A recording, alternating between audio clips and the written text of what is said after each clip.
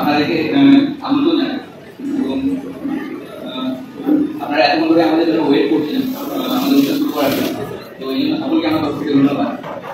যেহেতু আপনারা অনেকক্ষণ ধরে বসেছিলেন সেহেতু আমরা চাইবো আপনাদের কিছু মনোরঞ্জন করার জন্য, এবং যার জন্য আমরা একটা ছোট্ট করা নৃত্য পরিবেশন রেখেছি এবং তারপরে পরে আমরা আমাদের মাননীয় কমিটি পেশ করেছেন তাদেরকে আমরা বরণ করে নেব।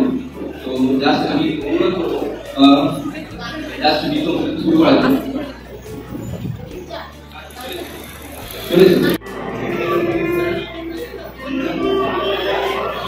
मैडम तकान मैडम तकान तकान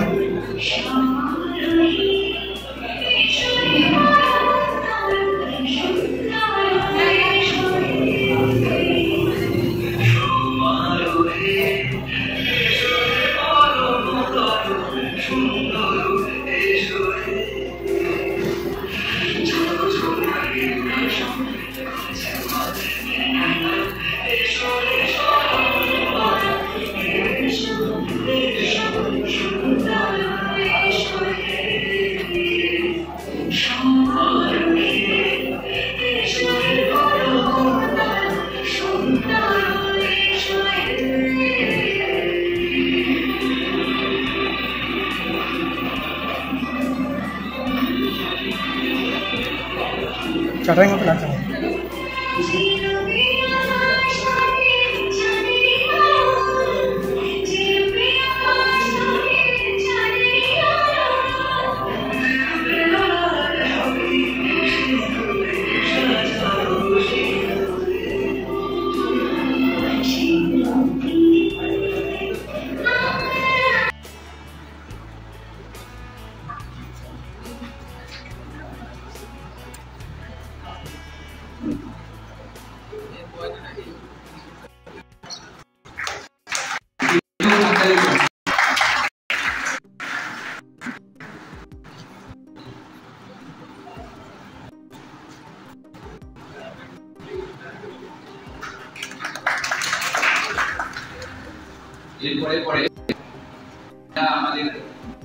একটা সরকারি প্রতিষ্ঠানের কিন্তু তাদের স্কিল মোহর রয়েছে, অ্যাফিলিয়েশন রয়েছে কোন একটা সরকারি ইউনিভার্সিটি বা সরকারি সংস্থা।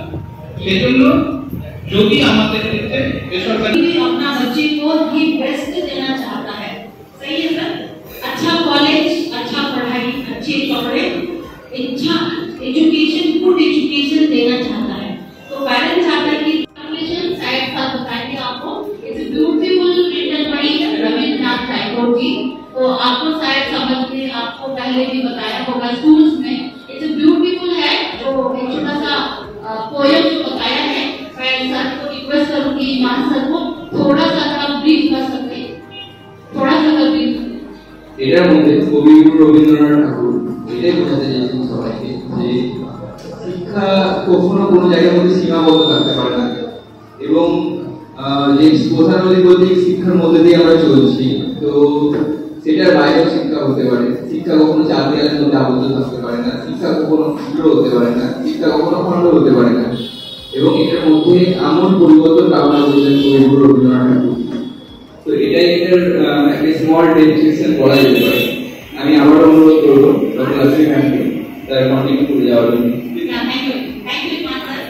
आपको समझ में आया होगा कि क्या बोलना चाहते थे हमारे रविंद्रनाथ टैगोर जी।